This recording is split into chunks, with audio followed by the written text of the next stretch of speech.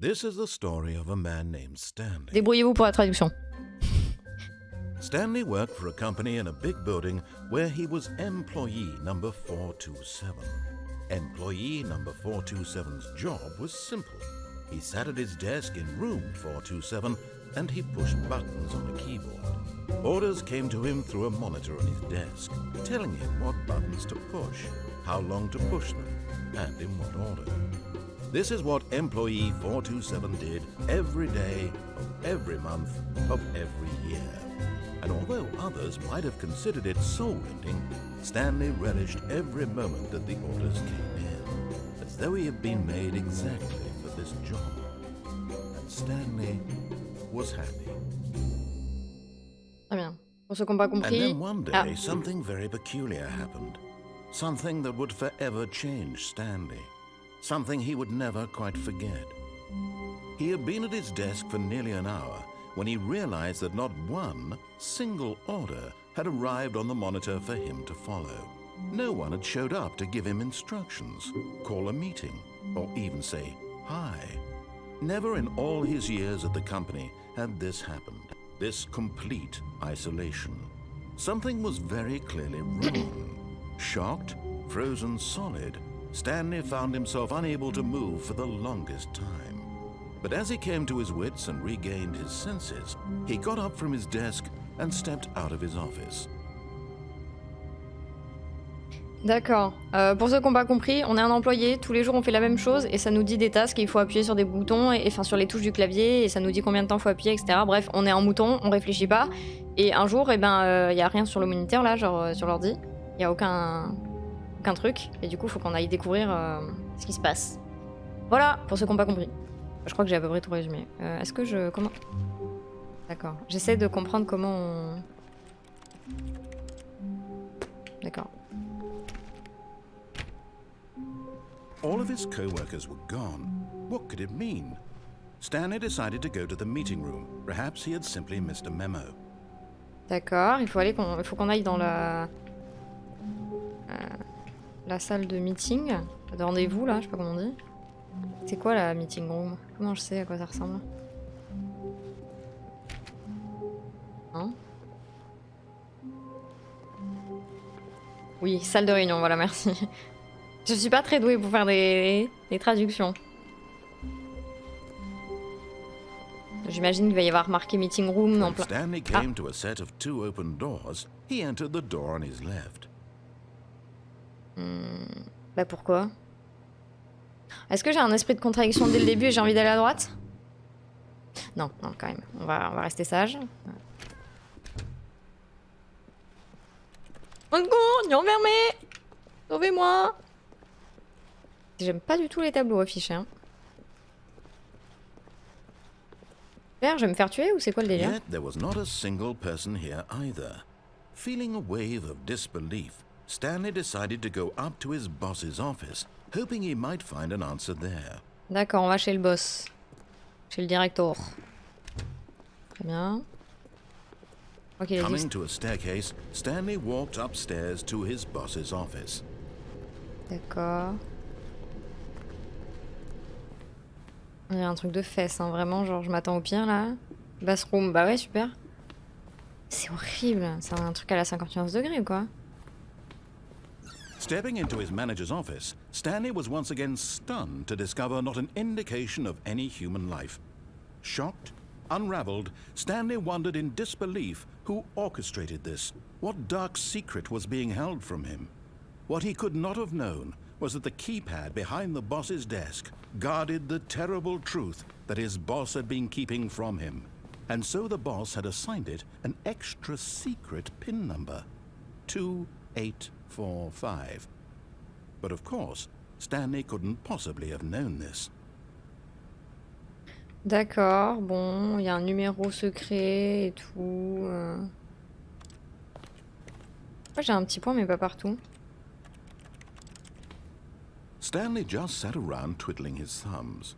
Trying to input anything on the device was useless, since he could never possibly know that the combination was 2845. D'accord, la combinaison c'est 28 845, mais... 2845. Mais je le marque où?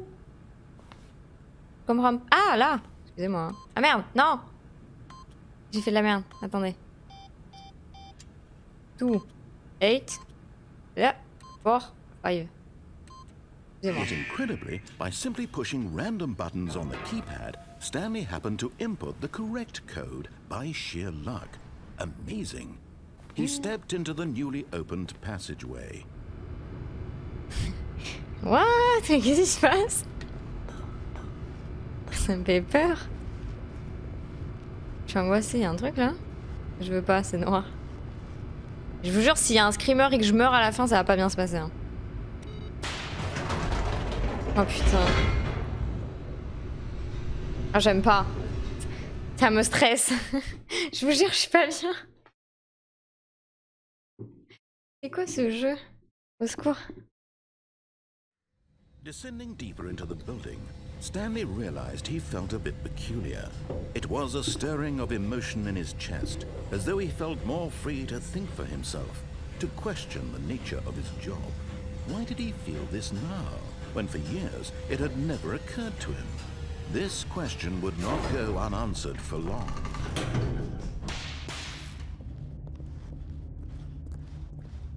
Stanley walked straight ahead through the large door Putain, elle m'a that fait read peur. Mind Il y a le chat qui vient Control d'arriver. Facility. Escape. Non, on y va, on y va. Ah, j'aime pas. J'aime pas. Par contre, Rave, pousse-toi parce que je vois rien, s'il te plaît. Merci, mon amour. Oh, j'aime pas. The lights rose on an enormous room packed with television screens. What horrible secret did this place hold? Stanley thought to himself. Did he have the strength to find out? J'aime pas. Ouh. Non, je veux pas regarder en bas.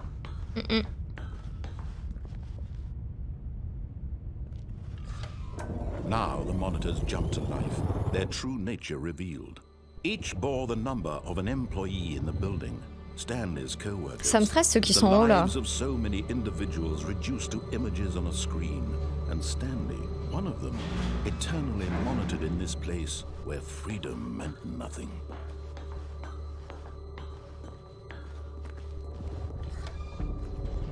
This mind control facility, it was too horrible to believe. It couldn't be true.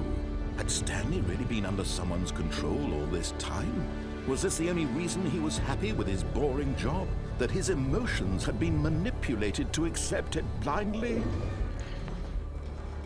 No, he refused to believe it. He couldn't accept it. His own life in someone else's control? Never! It was unthinkable. Wasn't it? Was it even possible? Had he truly spent his entire life utterly blind to the world? J'aime bien le narrateur, mais s'il parle tout le temps comme ça. The heart of the operation. Controls labeled with emotions. Happy, or sad, or content. Walking, eating, working. All of it monitored and commanded from this very place. And as the cold reality of his past began to sink in, Stanley decided that this machinery would never again exert its terrible power over another human life. For he would dismantle the controls once and for all. Il y a un gros bouton rouge là. Je peux pas appuyer, dommage.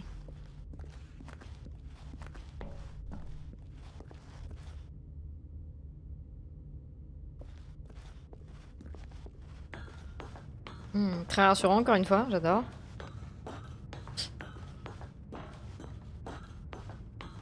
And when at last he found the source of the room's power, he knew it was his duty, his obligation, to put an end to this horrible place and to everything it stood for.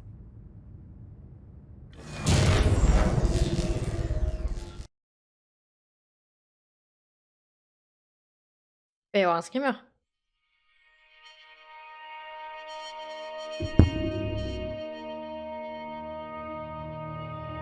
Blackness and a rising chill of uncertainty.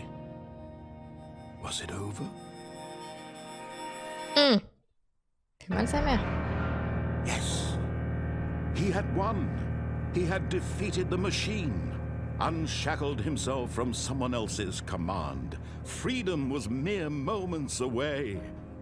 And yet, even as the immense door slowly opened, Stanley reflected on how many puzzles still lay unsolved. Where had his co-workers gone? How had he been freed from the machine's grasp? What other mysteries did this strange building hold? But as sunlight streamed into the chamber, he realized none of this mattered to him, for it was not knowledge or even power that he had been seeking, but happiness. Perhaps his goal had not been to understand, but to let go. No longer would anyone tell him where to go, what to do, or how to feel. Whatever life he lives, it will be his. And that was all he needed to know. It was perhaps the only thing worth knowing. Stanley stepped through the open door. Ok, ils viennent de nous faire un discours de 10 minutes sur le fait qu'il fallait qu'on réfléchisse au sens de notre vie et qu'on n'était pas des machines, d'accord? Par contre, j'aime pas du tout les graphismes. Stanley felt the cool breeze upon his skin, the feeling of liberation, the immense possibility of the new path before him. This was exactly the way, right now, that things were meant to happen. And Stanley was happy. Super. J'attends toujours le screamer, hein, je vous le dis.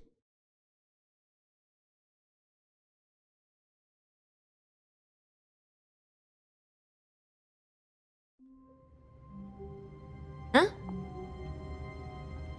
What? Comment ça? All of his co-workers were gone. What could it mean? Stanley decided to go to the meeting room. Perhaps he had simply missed a memo. Ok. Qu'est-ce qui se passe? Stanley went around touching every little thing in the office, but it didn't make a single... No matter how hard Stanley looked, he couldn't find a trace of his co-workers. Ah, elle a un bureau d'enfer, lui. Je suis morte.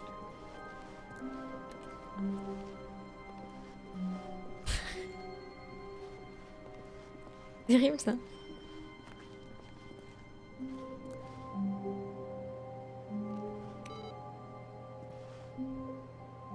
Ah, ça change un truc.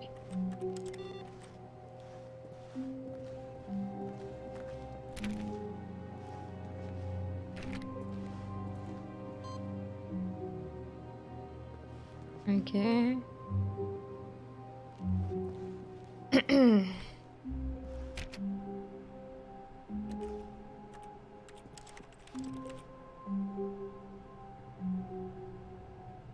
Oh non, il y a une petite tasse de café, tu peux pas?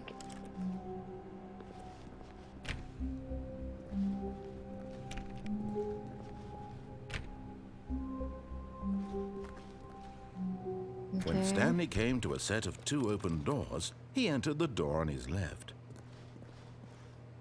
Est-ce que si je retourne à gauche, ça va être la même chose? Ou est-ce que justement, ils te refont le truc pour que tu prennes à droite?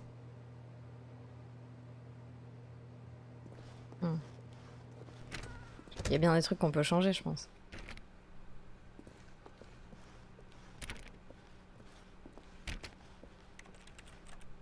Je tente, hein, j'essaye quand même. Mais... Bon, personne n'était à la réunion, c'est Yet there d'accord. was not a single person here either. Feeling a wave of disbelief, Stanley decided to go up to his boss's office, hoping he might find an answer there. Stanley stepped into the broom closet, but there was nothing here, so he turned around and got back on track. Ok. J'ai pas demandé à fermer la porte, mais c'est pas grave. There was nothing here. No choice to make, no path to follow, just an empty broom closet. No reason to still be here. Ok, j'aime bien la voix, c'est marrant. Bon, on va en bas, du coup. Coming to a staircase, Stanley walked upstairs to his boss's office. Oh, j'aime pas. Oh, je vais pas kiffer du tout, je sens. Il y a un truc rouge. Il y a une caisse. But Stanley just couldn't do it. He considered the possibility of facing his boss, admitting he had left his post during work hours. He might be fired for that. And in such a competitive economy, why had he taken that risk? All because he believed everyone had vanished? His boss would think he was crazy. And then something occurred to Stanley. Maybe, he thought to himself, maybe I am crazy. All of my co-workers blinking mysteriously out of existence in a single moment for no reason at all. C'est les mêmes None of pièces. it made any logical sense. And as Stanley pondered this, he began to make other strange observations. For example, why couldn't he see his feet when he looked down? Why did doors close automatically behind him wherever he went? And for that matter, these rooms were starting to look pretty familiar. Were they simply repeating? No, Stanley said to himself, this is all too strange. This can't be real. And at last, he came to the conclusion that had been on the tip of his tongue. He just hadn't found the words for it. I'm dreaming, he yelled. This is all a dream. Oh, what a relief Stanley felt to have finally found an answer, an explanation.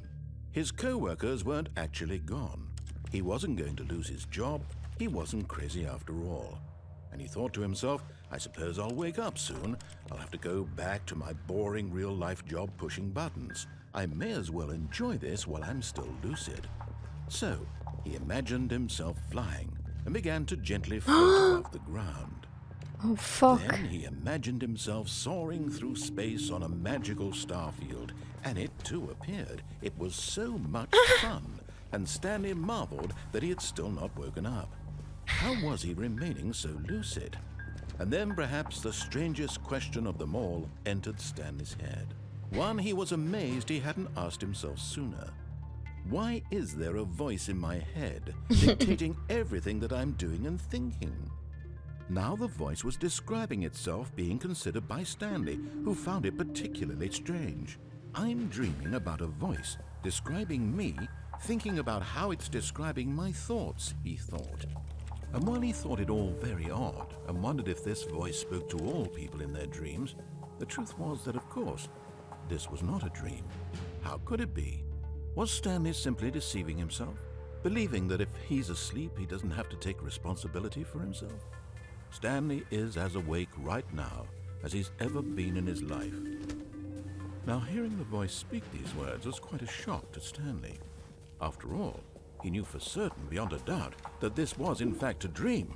Did the voice not see him float and make the magical stars just a moment ago? How else would the voice explain all that? This voice was a part of himself too. Surely, if he could just... He would prove it. He would prove that he was in control, that this was a dream. So he closed his eyes gently, and he invited himself to wake up. He felt the cool weight of the blanket on his skin, the press of the mattress on his back, the fresh air of a world outside this one. Qu'est-ce qui se passe? Let me wake up, he thought to himself. I'm through with this dream. I wish it to be over. Let me go back to my job. Let me continue pushing the buttons. Please, it's all I want. I want my apartment and my wife and my job. All I want is my life exactly the way it's always been. My life is normal. I am normal. Everything will be fine. I am okay. Ça me stresse. Oh putain. Stanley began screaming. Please, Ah. someone wake me up. My name is Stanley.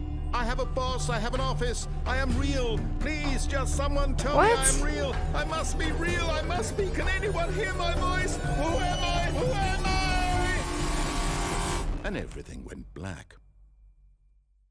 Mais ça me fait trop peur. This is the story of a woman named Mariella. Hein? Ok, deuxième personnage. Mariella woke up on a day like any other. She arose, got dressed, gathered her belongings, and walked to her place of work.